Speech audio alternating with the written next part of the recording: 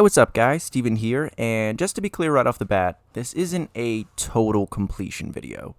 I played through most of this game when it came out and wasn't recording any of it, but there were some trophies that I still needed to go back and get, and I did record that. So I'll just call this trophy cleanup. Anyway, what is there to say about this game? Other than the Arkham series, it may be top of my list for best superhero video game of all time. I got all of the trophies for the base game pretty quickly. I think it may have taken me a week or two of playing to get them, and I think that's really saying something. Usually I jump around a lot between video games, so the fact that I stuck it through and played all the way kind of speaks to how much I enjoyed it. But there was one thing that I hated about the game, and it's actually what made me stop playing. Screwball is easily the worst part of this game. The challenges she sets up aren't bad, but her character is god-awful. I can't stand villains like this. It almost reminded me of the siblings from Borderlands 3, and I hated them too. Things have gotten pretty bad in my comment section lately, so my amazing fans are heading out to the streets to track down all the haters. This shit is just too meta. Why is there a villain that's obsessed with views and likes?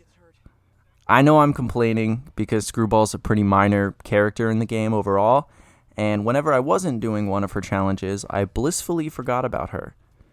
Seriously, how couldn't I when I'm swinging through a map of New York that looks this good? So when it came to actually completing the game, I just had a bit of minor cleanup.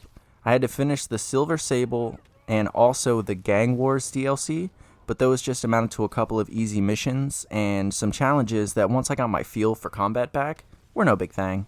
The most trouble I had was actually with the Screwball challenges, more specifically the gadget ones. Thankfully for the trophy, you only need to get a spectacular in them, which is basically a silver medal. So a couple of tries and I got them all. After that came the crime grind. Every section of the map has 5 crimes that will appear randomly, so all that was left was to swing around a bit until they did appear. This actually was the last thing I had to do in the base game, so while it's tedious swinging around waiting for these things, I also felt some nostalgia for playing the game for the first time, which was nice, and it made it a bit easier. I wish I could have more to say about the original game and its trophies, but I completed it so long ago. Obviously, I could go on about how good the game was, the gameplay, or how fun it is just swinging around, but anyone who played the game knows this, and I feel like overall they'd agree. Spider-Man used to be my favorite superhero. I'm not sure if that's still true, because that's kid stuff. You know, I occupy my time with Yu-Gi-Oh videos nowadays.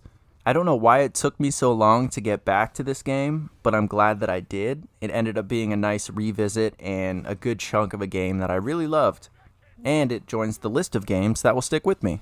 In a way, I'm sad it's done, and maybe that's why it took me so long, but I do have Miles Morales when I get around to it.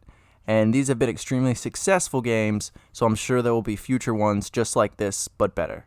And though I don't remember much regarding the trophies, please feel free to still leave a comment if you have a question or any thoughts on the game. Thanks for watching, I hope you enjoyed, and until next time.